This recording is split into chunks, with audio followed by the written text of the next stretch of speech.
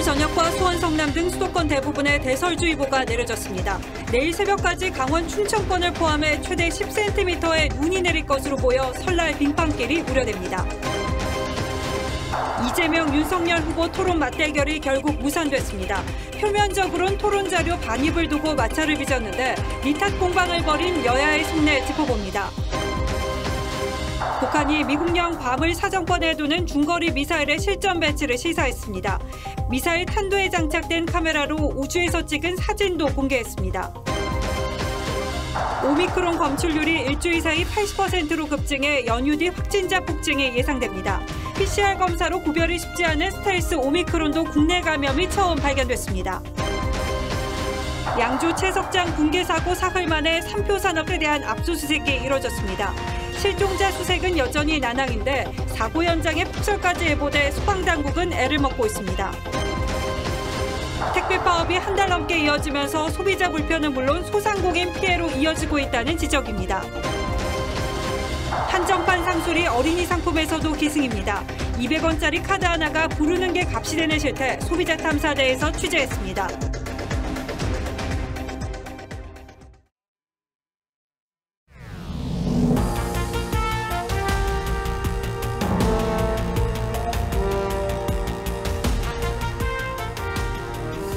시청자 여러분 안녕하십니까? 뉴스나인의 신동욱입니다. 오미크론이 아무리 기승을 부려도 또 설이 찾아왔습니다. 많은 분들이 아쉬운 마음으로 고향 가는 길을 자제하고 있는 것으로 알고 있습니다만 그래도 명절은 명절이죠. 지금쯤 가족분들이 만나셨다면 그래서 더 귀한 시간이 되실 겁니다.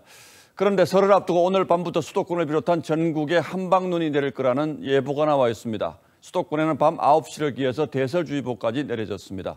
9년 만에 이른바 화이트 설날이지만 오늘 밤 또는 내일 아침 부모님 찾아뵐 분 그리고 성묘 가는 길은 아무래도 좀 불편하실 수 있을 것 같습니다. 그럼 지금부터 날씨와 도로 상황 차례로 알아보겠습니다. 먼저 광화문 앞에 나가 있는 이채연 기자, 화면으로 보기에는 아직은 눈이 보이지 않는군요. 네, 그렇습니다. 조금 전부터 조금씩 눈발이 휘날리기 시작했는데 오늘 눈은 강화도 등 서해안부터 본격적으로 시작됐습니다. 잠시 뒤 밤 10시부터는 서울 등 수도권에도 눈이 펑펑 내리기 시작할 것으로 보입니다. 특히 오늘 밤 시작된 이 눈은 내일 오전까지도 이어질 것으로 예상됩니다. 기상청은 오늘 오후 8시와 9시를 기해 서울과 인천, 경기 등 수도권 지역에 대설주의보를 내렸습니다. 대설주의보는 24시간 동안 눈이 5cm 이상 쌓일 것으로 예상될 때 발효되는데요. 예상 적설량은 경기 남부와 강원 남부에 10cm 이상, 수도권과 강원도, 충청 북부 등이 2에서 7cm, 충청 남부와 경북 북부 등은 1에서 5cm입니다. 특히 이번 눈은 지역별로 강한 눈이 1시간 내외로 짧게 쏟아진 뒤 잠시 그쳤다가 내일 새벽부터 오전 시간대에 다시 한번 강하게 내릴 것으로 보입니다. 눈은 내일 오전 중 대부분 지역에서 그칠 것으로 보이는데요. 하지만 내일 서울 영하 3도 등 전국 곳곳에 영하권 기온이 이어져 눈이 얼어붙어 생길 수 있는 빙판길을 조심하셔야겠습니다. 서울 광화문에서 TV조선 이채연입니다. 자, 이렇게 되면 내일이 걱정이죠. 오늘 밤 늦게부터는 눈 사정을 잘 살피셔야 할 것 같은데 지금은 고속도로 사정이 어떤지 직접 확인해 보도록 하겠습니다. 안윤경 기자. 네, 경부고속도로 서울요금소에 나와 있습니다. 예, 9시가 넘었으니까 아마 가실 분들은 많이 가셨겠죠, 지금쯤이면? 네, 오늘 한때 귀성길과 귀경길 모두 매우 밀렸습니다.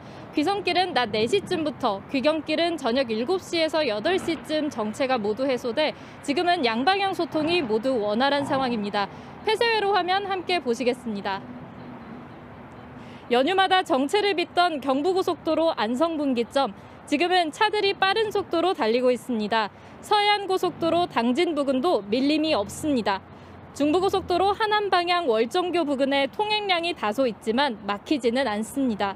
지금 서울에서 출발하면 부산까지는 4시간 30분, 목포 3시간 40분, 대전 1시간 30분, 강릉 2시간 40분이 예상됩니다.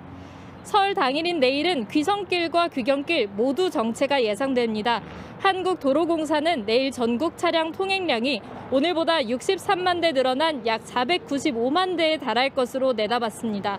내일 귀성길 정체는 아침 9시에서 10시쯤 시작돼 낮 1시에서 2시 절정에 이른 뒤 저녁 6시에서 7시쯤 해소될 걸로 보입니다.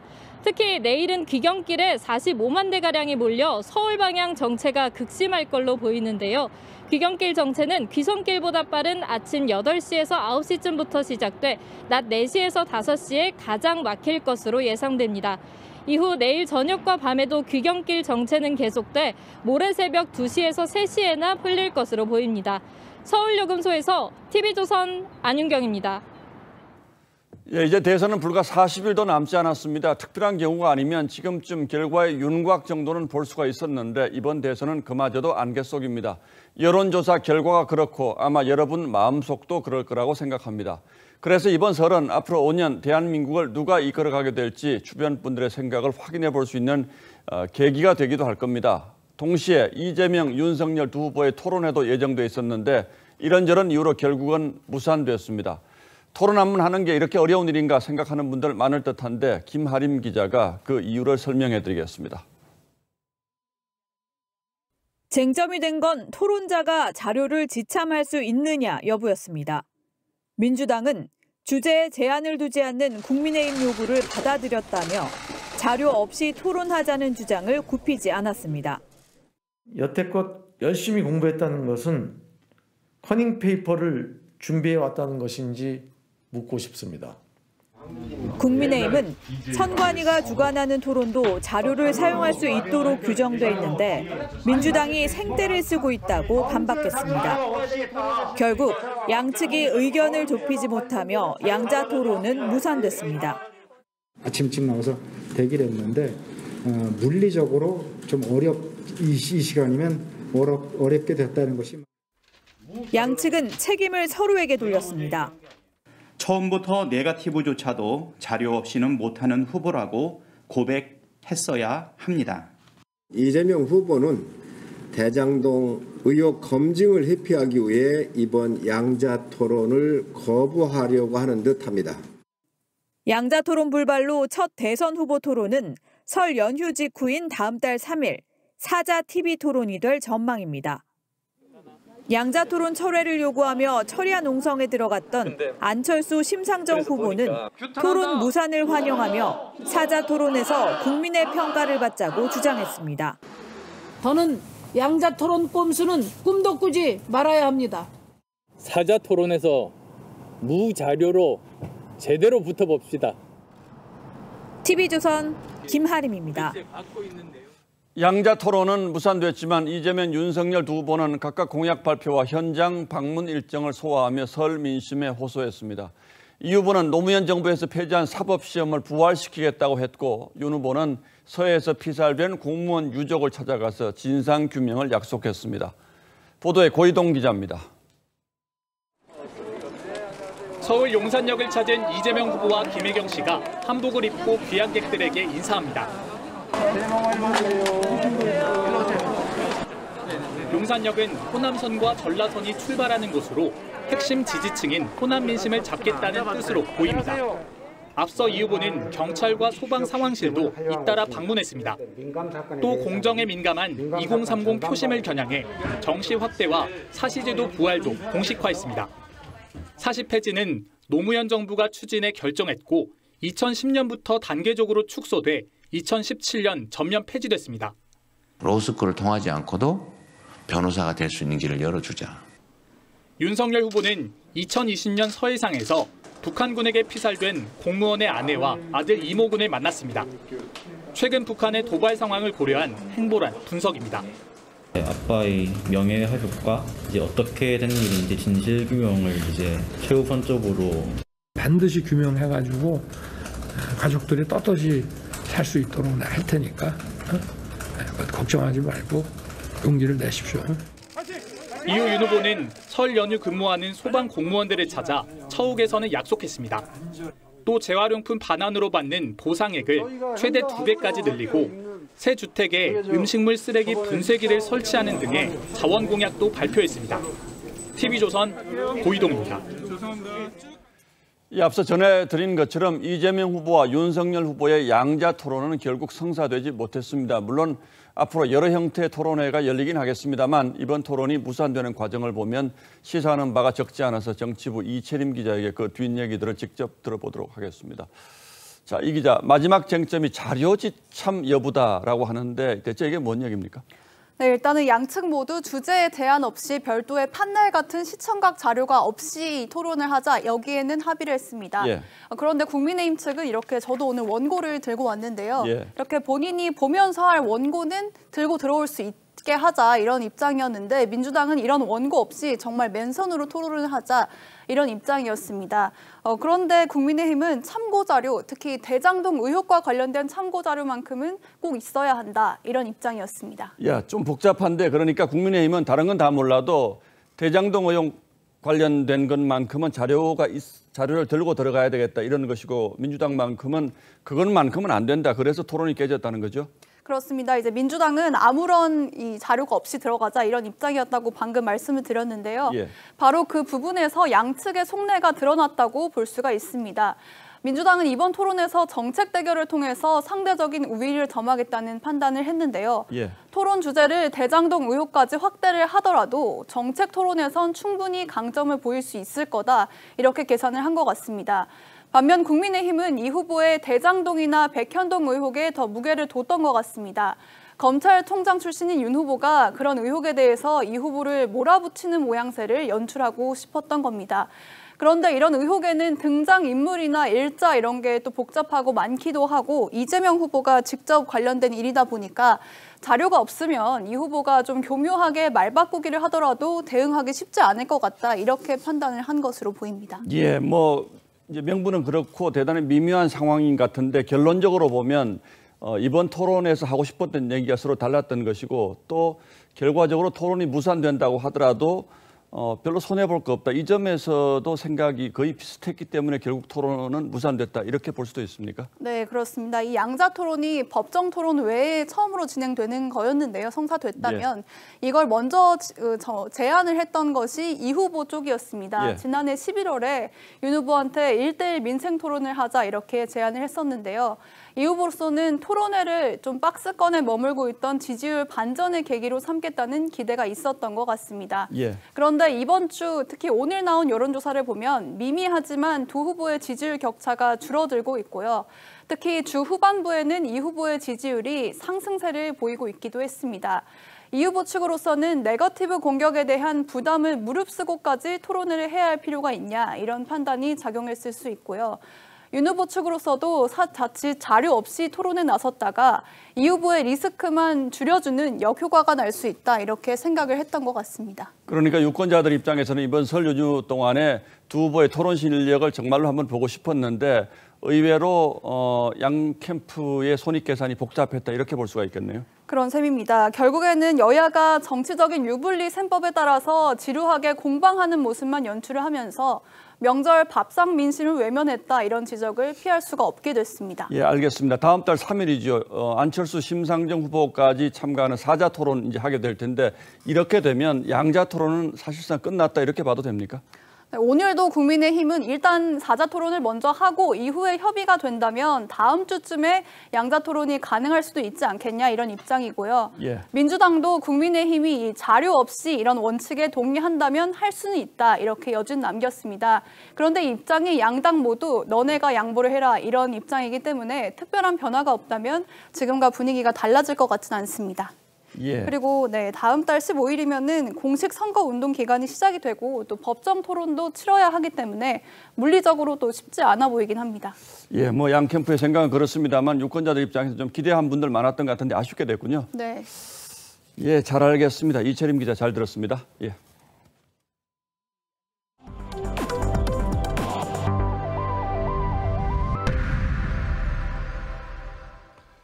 북한이 어제 중장거리 탄도미사일 화성 12형 검수사격 시험 발사에 성공했다며 당시 사진을 공개했습니다.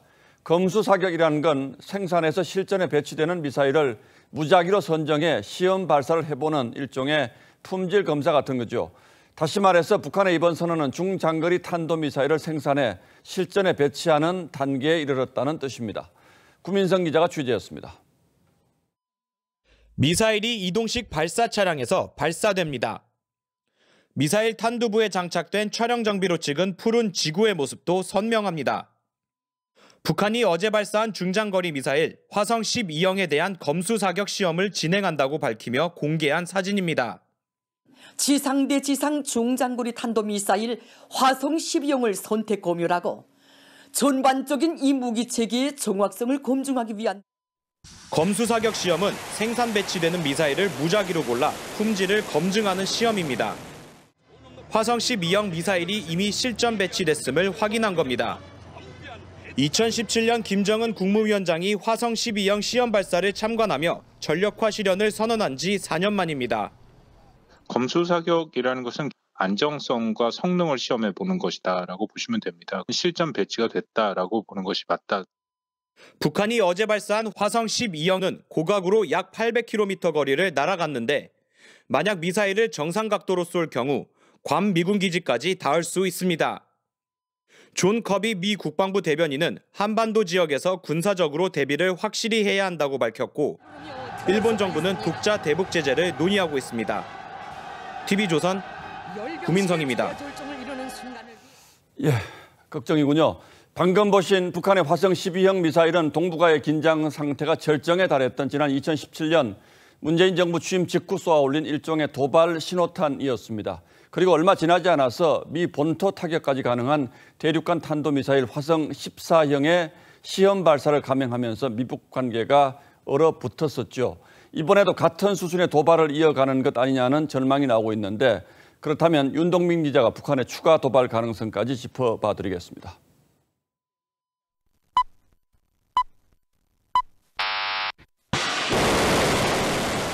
북한이 지난 2017년 쏘아올린 대륙간 탄도미사일 화성 14형입니다. 화성 12형 발사 성공 50일 만이었습니다. 핵무기와 함께 세계 그 어느 지역도 타격할 수 있는 최강의 대륙간 탄도 로켓을 보유한 당당한 핵 강국으로서 북한은 한 달도 안 돼 또다시 화성 14형을 발사했습니다. 당시 미사일은 최고 고도 3,700여 킬로미터를 찍은 뒤 약 1,000km까지 날아가 일본 배타적 경제 수역 안에 떨어졌습니다. 정상 각도로 쐈다면 사거리가 1만 킬로미터에 달해 미국 동부 일부 지역을 제외한 전역이 사정권 안에 들어갑니다. 미국과 강대강으로 대치하고 있는 북한이 화성 12형 발사로 2017년처럼 ICBM 도발을 재개할 수 있다는 메시지를 줌으로써 북한이 ICBM에 탑재할 핵탄두를 소형화하기 위해 7차 핵실험을 단행할 수 있다는 전망도 나옵니다. 바이든 행정부 고위 당국자는 이제부터 북한 핵실험과 ICBM 발사 재개를 진지하게 논의해야 한다고 했습니다. 서욱 국방부 장관은 육군 미사일 사령부를 방문해 유사시 압도적인 전략적 승리를 가져다주는 억제의 핵심 부대임을 명심하라고 당부했습니다. TV조선 윤동빈입니다. 북한의 미사일 도발과 관련한 대선 후보들 간의 공방도 가열되고 있습니다. 국민의힘 윤석열 후보가 사드 추가 배치란 6글자 공약을 발표한 바가 있는데 이에 대해 이재명 후보가 전쟁 나면 죽는 건 청년들이라며 무책임하다고 비판했습니다. 그러자 이번엔 윤 후보 측에서 수도권 방위를 위해선 추가 배치가 필요하다며 무조건 상대방 비율을 맞춰야 한다는 이재명 후보 측의 발상이 한심하다고 재반박했습니다. 보도에 장영욱 기자입니다. 이재명 후보가 사드 추가 배치를 적은 윤석열 후보의 SNS를 공유하며 반대의 뜻을 분명히 했습니다. 전쟁이 나면 죽는 건 청년들이라며 중국의 보복을 감수하며 추가 설치하겠다는 건 무책임하다는 겁니다. 사드 추가 배치가 필요 없다는 브룩스 전 주한 미군 사령관의 2020년 인터뷰도 언급했습니다. 이 후보 측은 사드 추가 배치가 실제 필요한지 주변국과는 어떻게 협력할지 종합적 판단이 필요하다며 고민 없이 추가 배치를 단정하는 게 문제라고 설명했습니다. 하지만 윤 후보 측은 현재 성주에 있는 사드 1개 포대로는 사거리 등에 한계가 있다며 수도권 방어력을 높이기 위해 추가 배치가 필요하다고 반박했습니다. 1조 5천억 원을 투입해 미국으로부터 사드를 구매한 뒤 한국군이 직접 운용하겠다는 구상도 밝혔습니다. 또 윤 후보 측은 이 후보가 사드 배치를 전쟁과 연결해 호도하고 있다고 비판했습니다. 단호히 대응할 생각을 해야지 무조건 상대방의 비위를 맞춰야 한다는 것은 한심한 발상입니다. 중국이 반발할 것이란 주장에 대해서도 미군이 아닌 한국군이 운용하는 사드라면 중국도 반발할 명분이 없다고 주장했습니다. TV조선 장용욱입니다. 어제 하루 코로나 신규 확진자 수는 17,000명을 넘어서 2만 명 턱 밑에 다다랐습니다. 이 가운데 오미크론이 80% 이상을 차지해 우세종으로 완전히 자리를 잡았습니다. 오미크론의 최대 특징이 전파력임을 감안하면 환자 수가 폭발적으로 늘 수 있다는 뜻이기도 하죠. 여기에 전파력이 더 강한 것으로 알려진 스텔스 오미크론도 국내에서 처음으로 확인됐습니다. 최원영 기자가 취재했습니다. 서울 용산역 선별진료소. 고향 방문을 앞둔 귀성객들의 발길이 이어집니다. 고향 내려가기 전에 혹시 모르니까 한번 검사하고 가는 게 좀 낫지 않을까. 신규 확진자는 엿새 연속 10,000명대로 휴일 영향 없이 가파르게 증가하고 있습니다. 오미크론 검출률도 한 주 새 50%대에서 80%로 급증하면서 비수도권 확진자는 역대 최다를 기록했고 전국의 코로나 위험도는 2주 연속 높음으로 평가됐습니다. 특히 전체 검사 건수 대비 확진 비율인 양성률이 7.8%로 사상 최고치를 기록했는데 방역당국은 확진자 증가와 신속 항원 검사 영향으로 보고 있습니다. 1차적으로 가능성이 높은 분들을 추스려가지고 다시 한번 PCR 검사를 하는 것이기 때문에 이에 따라서 진단의 양성률이 높아졌을 가능성이 있습니다. 정부는 설 연휴 이후 하루 확진자가 10만 명 이상까지 증가할 가능성이 있다며 이동 자제와 개인 방역 수칙을 거듭 당부했습니다. 이런 가운데 다른 변이종과 잘 구별되지 않는 스텔스 오미크론이 국내에서 처음으로 6건 확인됐습니다. 정부는 현재까지 오미크론과 다른 특성은 확인되지 않았다며 염려할 수준은 아니라고 강조했습니다. TV조선 최원영입니다.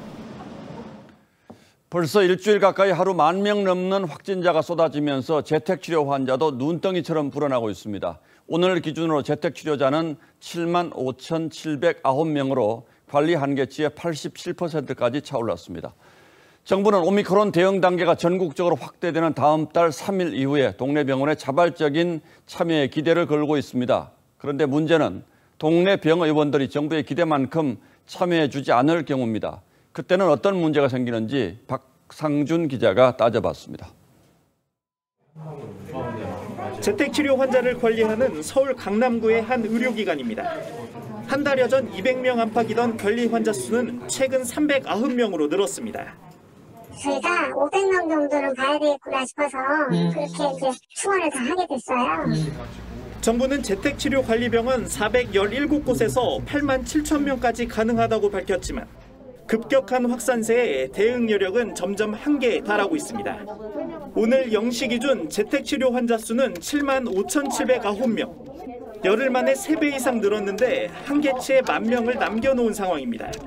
의료기관의 관리망을 벗어날 경우 산소 포화도 저하 등 응급 상황 발생 시 대응이 우려됩니다. 정부는 다음 달 3일부터 동네 병의원이 재택치료에 참여하게 되며 최대 11만 명까지 관리 가능할 것으로 보고 있습니다. 하지만 병원 내 동선 분리와 야간 진료 등의 문제로 실제 참여는 더딜 것으로 예상됩니다.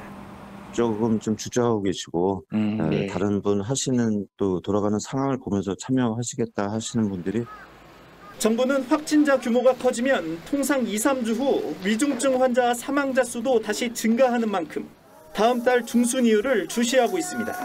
TV조선 박상준입니다. 경기 양주 채석장 붕괴 사고 소식입니다. 붕괴 사흘 만에 삼표 산업 등에 대한 압수수색이 이뤄졌습니다. 실종자 수색은 여전히 난항인데 사고 현장에 폭설까지 예보돼서 소방당국이 애를 먹고 있습니다. 현장 취재기자 연결합니다. 자, 신유만 기자, 앞으로는 눈이 쌓일 것으로 예보됐는데 매몰자 수색에 지장은 없습니까? 네, 조금 전 밤 9시부터 이곳 사고 현장에도 눈이 내리기 시작했습니다. 오늘 밤사이 최대 10cm가 쌓일 것으로 보여 사흘째를 맞고 있는 마지막 실종자 수색이 더 힘겨워질 전망입니다.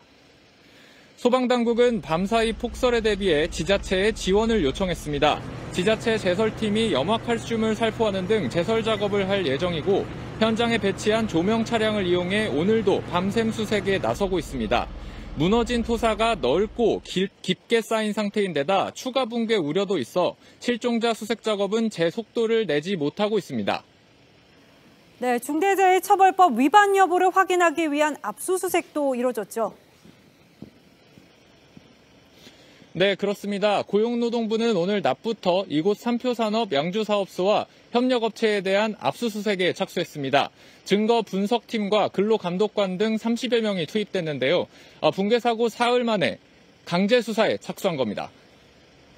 고용노동부는 오늘 압수한 자료를 바탕으로 산업안전보건법과 중대재해처벌법 위반 여부를 집중 조사하고 있습니다. 고용노동부는 삼표산업 본사에 대해서도 추가 조사를 할 방침입니다. 고용노동부의 조사와는 별개로 경찰도 삼표산업을 상대로 업무상 과실치사 여부에 대한 수사에 착수했습니다.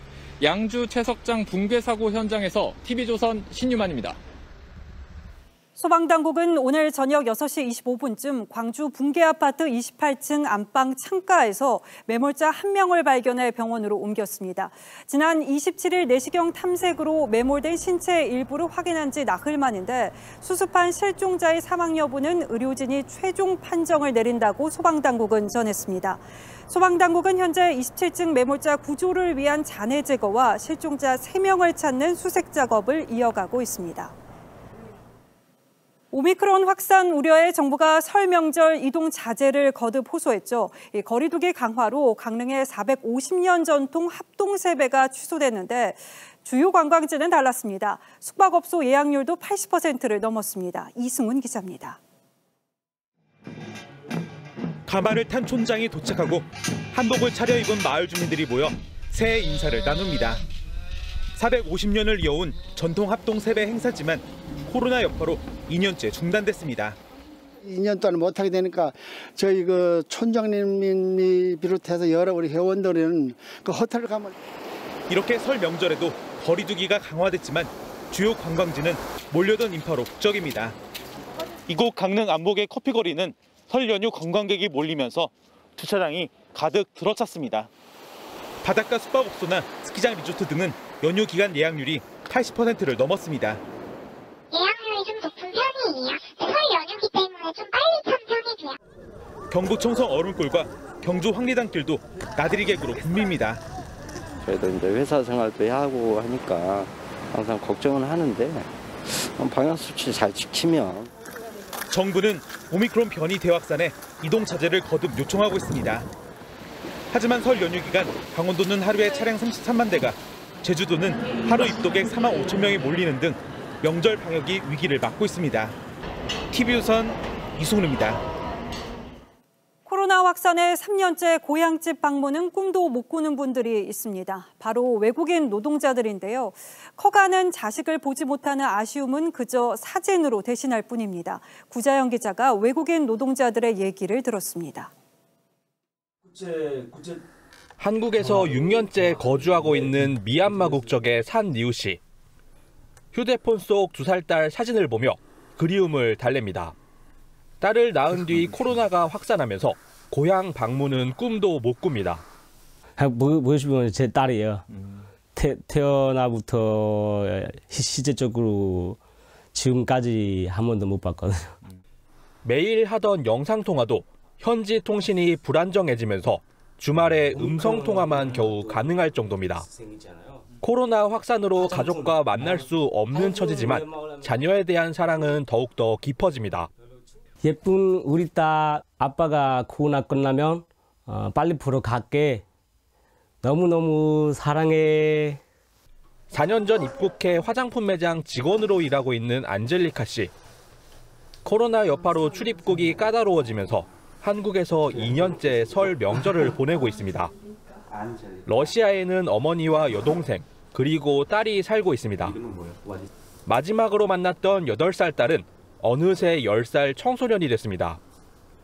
Мои пожелания вам в первую очередь хочу сказать искренне, что я вас люблю. Берегите себя, и я верю в то, что мы скоро увидимся. 코로나 확산으로 가족과 만남이 어려워진 외국인 노동자들. 그리운 가족을 만날 그날을 손꼽아 기다리며 외로움을 견뎌내고 있습니다. TV조선 구자영입니다. 택배 파업이 한 달 넘게 계속되면서 소비자 불편은 물론이고 소상공인 피해로 이어지고 있다는 지적입니다. 실제 한 소상공인은 손님 떨어져 나갈까 하루 120km씩을 운전하면서 직접 배달에 나섰습니다. 장혁수 기자가 보도합니다. CJ그룹 이재현 회장 자택 앞. 벽에는 현수막이 붙었고 택배 노조가 천막을 설치한 채 농성을 벌이고 있습니다. 이들은 지난해 12월 28일부터 근로자 처우 개선과 과로사 방지 등을 위해 인상한 택배요금 170원의 일부를 사측이 가져간다는 이유로 파업을 벌이고 있습니다. 파업에 참가한 택배기사는 전체 2만 명의 8%인 1,650명 수준이지만 경기, 영남 등지 터미널에선 배송 차질이 발생하면서 소상공인들은 피해를 호소합니다. 제 차를 가지고 막 하루에 120km씩 운전해가면서 일일이 다 갖다 주는 일이 발생했던 거거든요. 그리고서는 지금은 대한통을 아예 안 쓰고 있어요. 파업 장기화로 거래처가 끊기면서 수익이 감소한 비노조 택배기사들은 택배노조에 대해 총파업 철회를 요구하고 나섰습니다. 회사에 안 나오는데 돈을 어떻게 봅니까? 저희는 일을 빠진 적이 없습니다. CJ 대한통운 측이 요금 인상분의 50% 정도가 택배기사에게 수수료로 배분되고 근로자 작업 환경 개선에 노력 중이란 입장을 밝힌 데다 국토교통부가 불시 현장 점검을 벌인 결과 택배회사는 사회적 합의를 양호하게 이행하고 있다고 발표하면서 노조 파업이 명분을 잃고 있다는 지적도 나오지만 택배노조가 파업을 이어가기로 하면서 당분간 소비자 피해는 불가피할 전망입니다. TV조선 장혁수입니다.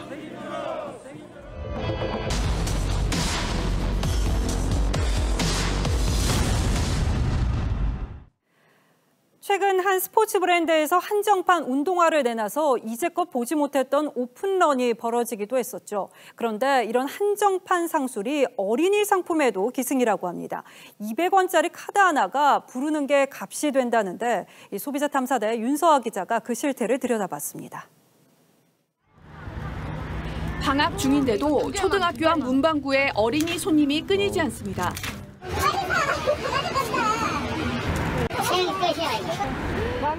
일본 유명 애니메이션 포켓몬 카드를 놓고 아침마다 구매 경쟁이 벌어지는 겁니다. 수많은 카드 가운데 일부 캐릭터만 인기가 높아 서로 사려는 건데 일주일에 얼마 정도까지 내가 돈 써봤다. 4만 원 써봤어요? 포장을 뜯기 전엔 원하는 게 있는지 알 수가 없어 사자마자 쓰레기통에 버려지는 카드가 수두룩합니다. 좋은 거 딱 빼고 이렇게 버리는 거야. 못 뽑은 애들은 이제 그거 뽑기 위해서 몇 장씩 사가는 거지. 도박 같네요. 그런 마약이야, 마약성이야. 장당 200원에 살 수 있지만 구하기 힘든 카드의 경우 중고시장에 20억 원이 넘는 가격에 올라가 있습니다.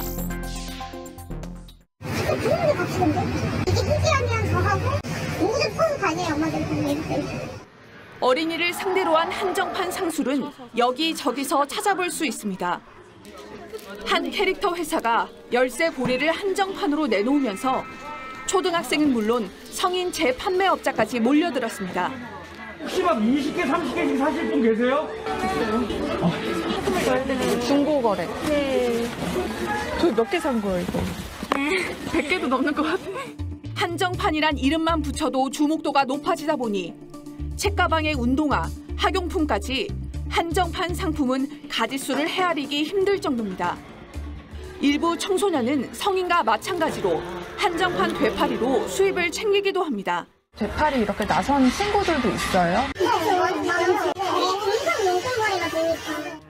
전문가들은 지나친 한정판 상술이 청소년 경제관념에 악영향을 줄 수 있다고 우려합니다.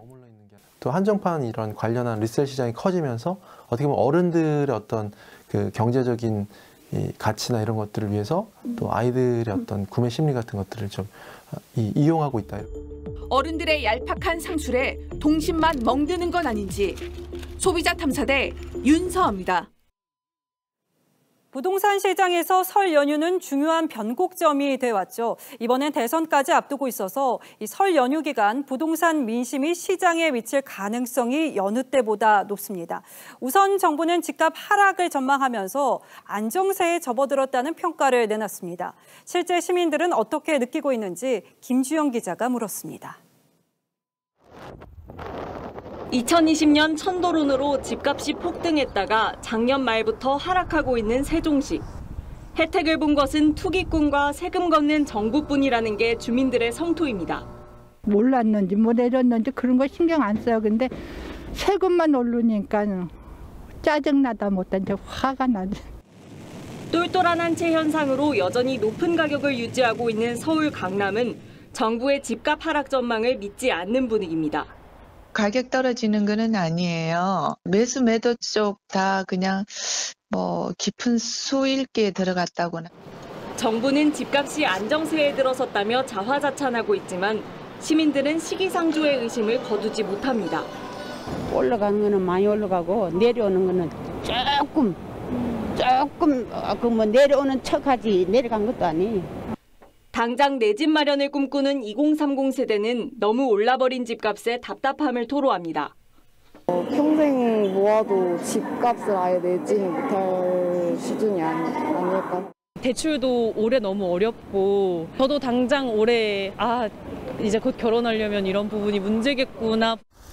이미 집을 마련한 사람들도 정부 규제로 이사조차 어렵게 됐다고 호소합니다. 대출 수요자들도 갈아타기를 못할 정도로 뭐 대출도 꽁꽁 막아놓고 팔지도 못하게 하고 사지도 못하게 하니까. 오를 대로 올라버린 집값, 이사마저 힘들게 하는 규제책. 시민들은 여전히 정부의 부동산 정책에 불신의 시선을 보내고 있습니다. TV조선 김주영입니다. 증시 상황도 점검해봤습니다. 이 코로나 확산으로 시작된 유동성 장세가 끝을 향해 가는 걸까요? 지난주 코스피가 2600선까지 밀렸고 투자자들은 그야말로 얼음 상태입니다. 미국에서는 긴축 정책이, 국내에서는 횡령의 내부자 거래 의혹 등이 연이어 터졌습니다. 김지아 기자입니다. 지난해 주가가 급등한 2차 전지 소재 업체인 에코프로비엠. 이달 들어서는 셀트리온을 제치고 코스닥 시가총액 1위까지 올랐습니다. 하지만 공장 화재 소식에 시총 10조 원이 무너지면서 3일 만에 왕좌 자리를 내줬습니다. 여기다 임원들이 대기업과의 대규모 계약을 앞두고 주식을 사들인 혐의로 검찰 수사를 받고 있다는 소식이 전해지면서 주가는 일주일 새 30% 가까이 폭락했습니다. 회사 측은 임직원 개개인의 문제라며 선을 긋고 있지만 모기업의 대표까지 피해자로 입건된 것으로 알려져 투자자들은 분통을 터뜨리고 있습니다. 장이 너무 안 좋은데 회사 경영진들은 불법 행위로 챙겨 먹고 결국 저희 같은 개인 투자자들만 다 피해보는 거죠. 경영진 먹튀 논란을 빚은 카카오페이도 여전히 계속되고 있습니다. 주식을 판 임원 5명이 다시 주식을 사겠다고 했지만 고가에 팔고 저가에 사는 꼼수라는 비난이 들끓고 있습니다. 경영진의 그런 사적 이익 추구 행위가 한국 증시에 대한 기본적인 신뢰를 많이 훼손시키는 결과로 이어질 수 있거든요. 2천억 원대의 횡령에 스톡옵션 먹튀 논란, 그리고 내부자 거래까지 상장업체 임직원들의 탐욕에 개인 투자자들만 소가리를 하고 있습니다. TV조선 김자입니다. 대구 중남구 보궐선거에 무소속으로 출마해 당선된 뒤에 돌아오겠다고 선언했던 국민의힘 김재원 최고위원이 결국 무소속 출마 뜻을 접었습니다. 당내 압박이 만만치 않았던 데다 이러려면 뭐하러 무공천하겠다고 생색은 냈는지 여론의 흐름도 호의적이지 않았기 때문이죠. 결국 해프닝으로 끝나긴 했습니다만 이런 일 하나하나가 쌓여서 결국 정당에 대한 신뢰에 금이 가는 것이겠죠. 이광희 기자가 그 전후 사정을 다시 한번 설명하겠습니다. 국민의힘 김재원 최고위원이 정권 교체에 보탬이 되겠다며 대구 중남구 국회의원 보궐선거에 불출마하겠다고 했습니다. 지난 28일 무소속으로 출마해 당선돼 돌아오겠다며 출마를 선언한 지 이틀 만입니다. 김 최고위원의 무소속 출마 선언에 이준석 대표가 이기적이라며 비판하고 탈당을 감수하면서까지 출마하겠다고 하는 거는 기조에 좀 안 맞죠. 굉장히 이기적인 마음으로 나가시는 거죠. 권영세 사무총장도 무소속 출마자 복당은 없다며 강경한 태도를 보이자 뜻을 접은 겁니다. 서울 종로를 비롯한 지역구 3곳에 먼저 무공천을 선언한 민주당이 꼼수 출마라고 비판하고 있는 데 따른 부담감도 작용한 것으로 보입니다. 국민의힘은 곽상도 전 의원 사퇴로 공석이 된 해당 지역구에 후보자를 내지 않기로 했었습니다. 김 최고위원을 직격했던 이 대표와 권 총장은 감사하다, 더 큰 영광을 가져다 줄 것이라며 화답했습니다. 앞서 홍준표 의원의 측근인 이진훈 전 대구 수성구청장도 중남구 출마를 선언했다가 지난 29일 뜻을 접었습니다. 하지만 일부 국민의힘 예비 후보들은 여전히 탈당한 뒤 무소속 출마하겠다는 뜻을 굽히지 않고 있습니다. TV조선 이광입니다. 오늘로 문재인 대통령의 임기는 꼭 99일 남았습니다. 그래서 이제는 문재인 정부도 평가의 영역 속으로 들어가게 됐다고 저희는 판단합니다. 지난 5년간 현 정부의 주요 정책 중 국민 삶에 큰 영향을 준 탈원전, 부동산, 일자리 문제를 집중 점검해서 오늘부터 사흘간 연속 보도하겠습니다. 오늘은 그 첫 순서로 탈원전이라는 세 글자가 남긴 상처가 얼마나 컸는지 그 현장을 직접 찾아가 보는 순서를 마련했습니다. 권현영 기자가 다녀왔습니다. 원전 부품업체 S사의 800평 넘는 공장. 국내 한 대밖에 없는 100억대 가공기기가 멈춰 있습니다. 원자력의 어떤 전성기가 앞으로 올 것이다. 합하면 거의 한 800억 되겠지. 주요 부품인 쉘 분야 국내 점유율 1위에 오르고 2017년부터 2년간 일본 도시바와 미국 주위에도 납품했지만 2017년 탈원전이 모든 걸 바꿔놨습니다. 준비 중인 신규 원전 건설 계획은 전면 백지화하겠습니다.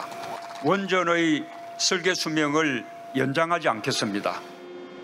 일감이 끊긴 지 1년 만인 2018년 회사는 부도나고 박 사장은 신용불량자로 전락했습니다. 직원 300명은 뿔뿔이 흩어졌습니다. 정책을 하는 사람들이 더 겸허하고 더 겸손하고 국민을 위하고 100년 대계를 보고 준비하는 것이 맞지 않을까. 창원의 또 다른 원전 부품업체도 사정은 비슷합니다. 원자력 발전소 중요 부품 중 하나인 노즐을 만드는 기기이지만 더 이상 계약 물량이 없어 2년째 이렇게 쉬고만 있습니다. 대통령 한마디에 산업계획이 다 바뀌어버리면 원자력 건설하는 게 하루아침에 아파트 짓듯이 짓는 것도 아니고.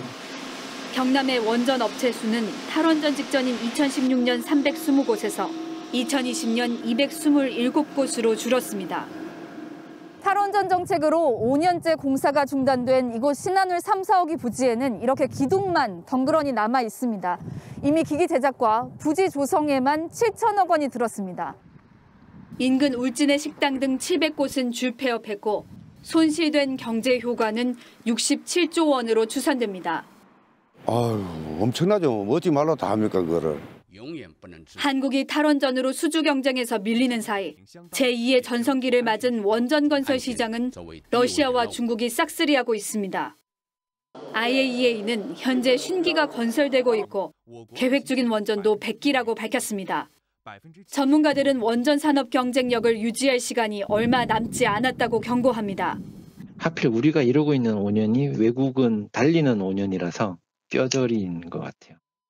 산업부는 국내 원전은 60년 이상 장기간에 걸쳐 감축된다며 단기간 내 급격한 산업 생태계 붕괴는 없을 것이라고 밝혔습니다. TV조선 권은영입니다. 태국 유명 휴양지가 또 기름천지로 변할까 전전긍긍입니다. 이 해변이 아름다운 이곳은 9년 전에도 기름이 유출됐고 이제 겨우 생태계를 되살렸는데요. 단 3시간 만에 그 노력이 수포가 돼버렸습니다. 김자민 기자입니다. 시커먼 기름이 파도를 타고 해변까지 밀려 들어옵니다. 흡입기로 빨아들이고 흡착제로 걷어보지만 역부족입니다. การขูดเอาหน้าทรายก่อนขูดที่น้ำมันปิดหน้าทรายขูดให้ลึกไปจนหมดคราบน้ำมันแล้วก็ทำการบรรจุถุงแล้วก็ทำการเคลื่อนย้ายออกไปครับ 엿새 전 해안가에서 20km 떨어진 수중 송유관이 깨졌습니다. 이 틈 사이로 3시간 동안 기름 5만 리터가 유출됐습니다. 이후 뜨는 기름을 닦아내고 공중에서 유처리제를 뿌렸지만 해변은 빠르게 기름에 잠식당했습니다. 태국 라용주는 비상사태를 선포하고 관광객을 포기했습니다. ทีนี้มาเจอนี่เลยกลายเป็น2เด้ง3เด้งเลยทีนี้ไอ้เนี่ยผลกระทบก็คืออันนี้มันกระทบโดยตรงแล้วทีนี้ก็จะสั่งปิดหาดแล้วทำไงของ 당국은 또 다른 유명 해양지인 꼬사메 섬까지 기름이 퍼지는 건 막겠다는 각오입니다. 앞서 2013년에도 기름 유출로 커다란 타격을 입었습니다. We've been working nights and days over the past few years, and with just 3 hours of oil spill, it has created such havoc. 태국 정부는 정유사를 형사고발하고 민사소송도 제기했습니다. TV조선 김자민입니다.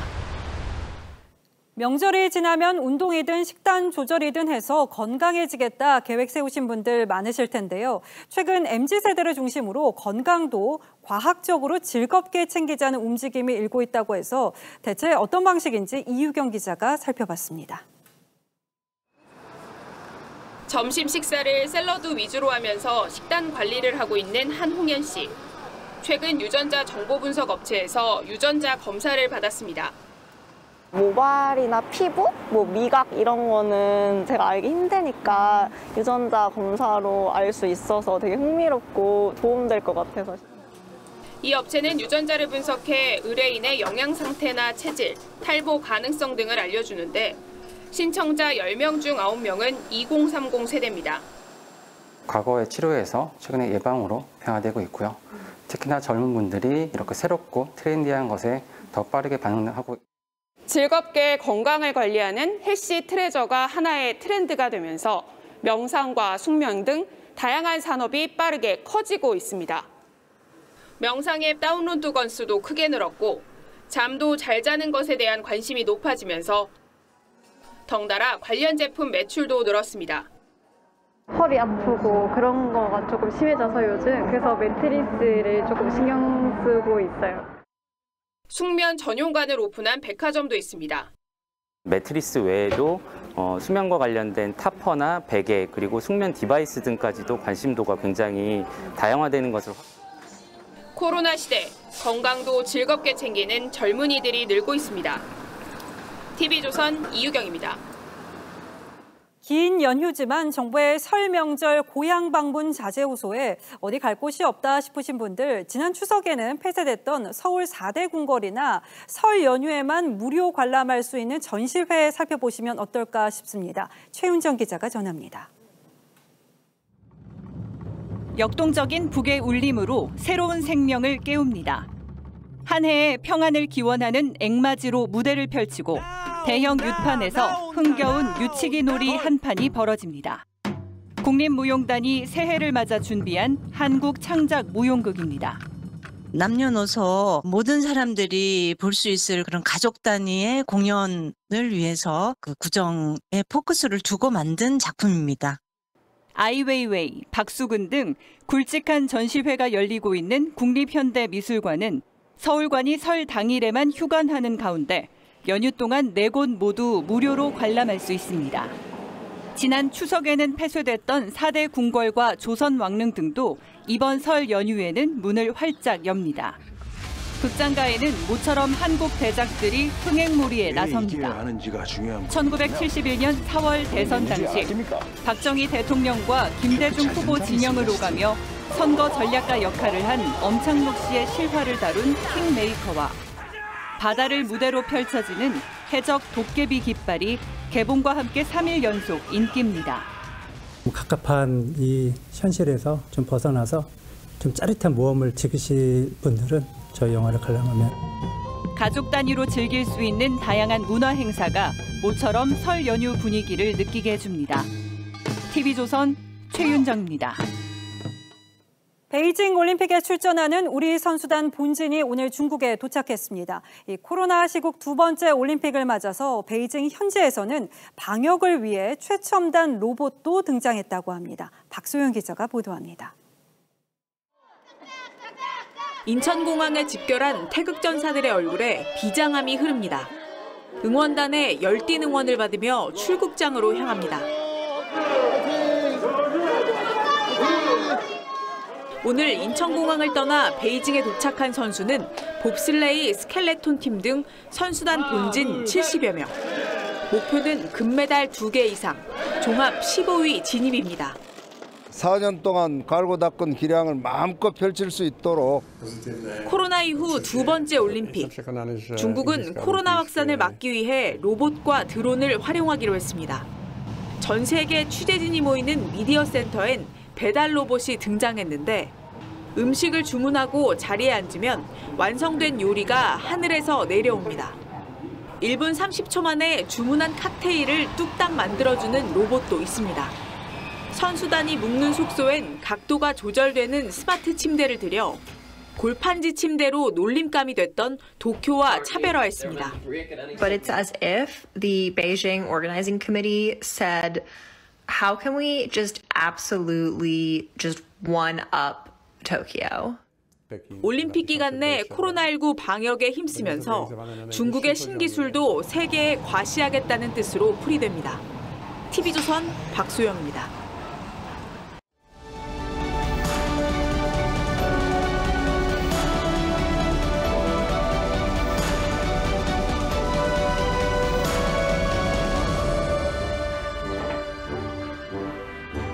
백 번째 생일을 앞둔 노인이 슬리퍼 차림으로 양로원 창문을 넘어 탈출합니다. 포레스턴 검퍼처럼 파란만장하게 살아온 노인은 바깥 세상과 단절된 삶을 거부하죠. 그런데 막상 갈 곳이 없습니다. Ja, kan man resa någonstans här? Jag undrar om det går något transportmedel härifrån. 10여일 전 새벽 이탈리아 어느 요양원에서 91살 노인이 1층과 2층 사이에 매달려 숨진 채 발견됐습니다. 노인은 밧줄처럼 여권 침대볼을 허리에 메고 있었습니다. 경찰은 노인이 2층 방에서 창문으로 탈출하려다 발을 헛디뎌 콘크리트 벽에 머리와 가슴을 부딪힌 것으로 추정했습니다. 요양원 사람들은 평소 활동적이던 노인이 코로나로 면회가 금지돼 외로워했다고 전했습니다. 의료진과 간병인들이 가족과 친구를 대신할 수는 없었던 것이죠. 전국 요양병원과 요양원 7천여 곳에 55만 노인이 머물고 있습니다. 하지만 비대면 면회나 영상 만남밖에 할 수 없는 명절이 벌써 3년째 이어지고 있습니다. 올 설에는 오미크론이 기승을 부리면서 그나마 짧은 만남도 더욱 드물어졌다고 합니다. 그러면서 자식들의 애절한 사모곡, 사부곡이 청와대 국민청원에도 잇따르고 있습니다. 그중에 와상 환자로 누워 계셔서 면회가 안 되는 어머니를 꼭 한 번 만나게 해달라며 딸이 올린 하소연입니다. 새벽에 KF94 마스크 2장 쓰고 온몸에 소독제 바르고 병원에 몰래 숨어 들어가 엄마를 뵙고 온 적도 있습니다. 들키면 감옥 갈 각오로 갔죠. 서로 부둥켜 안고 얼마나 울었는지 모릅니다. 자식이 약이었나 봅니다. 회복이 빨라지셨습니다. 그래서 백신을 3차까지 맞고 음성 확인서 갖고 가는 가족에겐 잠깐만이라도 대면 면회를 허용해달라는 청원이 이렇게 적지 않습니다. 언제 돌아가실지 모르는데 손이라도 만지며 체온을 나누고 싶다고 호소합니다. 연휴는 언감생심, 명절에도 방역 최전선을 지키는 의료진들의 처지는 그러나 정반대죠. 작년에 내년에 보겠는 게 지금 오래됐네요. 벌써 가지는 못하지만 새해 복 많이 받고. 엄마 걱정하지 말고 너나 조심해. 마음이 정말 짠하다 짠해. 민족시인 김소월은 눈물이 시루르 흘러난다고 했습니다. 명절이어서 더 외롭고 쓸쓸해 눈물 짓는 사람들, 베갯머리가 흠뻑 젖도록 눈물 흘리실 부모님들을 생각합니다. 이토록 잔인한 명절이 제발 이번 설로 끝나기를 간절히 빕니다. 1월 31일 앵커의 시선은 손이라도 한번 잡고 싶어요 였습니다.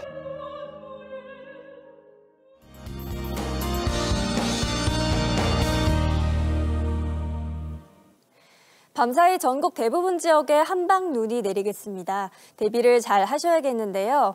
중부 서해안부터 눈이 시작돼 지금은 그 밖에 중부와 호남 지역으로 확대되고 있는 상황입니다. 이번 눈의 특징은 짧고 강하게 쏟아지는 게 특징인데요. 눈이 집중되는 중부 지역으로는 대설특보도 내려졌습니다. 내일 낮까지 경기 남부와 강원 남부 지역으로는 10cm 이상, 그 밖에 중부 지역으로는 2에서 7cm, 그 밖에 남부 지역은 최고 3에서 5cm 정도까지 쌓이겠습니다. 이렇게 설 당일에 많은 눈과 함께하게 됐는데요. 성묘길 미끄럼 사고 없도록 조심 운전하셔야겠습니다. 그리고 내일은 바람도 강하게 불겠습니다. 체감 온도가 낮아 오늘보다 더 춥겠고요. 연휴 마지막 날부터는 기온이 크게 떨어지겠습니다. 귀경길에 옷을 따뜻하게 입으셔야겠습니다. 날씨였습니다. 예, 까치의 설이 끝나가고 우리의 설이 다가옵니다. 어려운 시국입니다만 뜻있는 설이 되시기를 빌겠습니다. 1월 31일 뉴스9는 여기서 모두 마칩니다. 시청해주신 여러분 고맙습니다.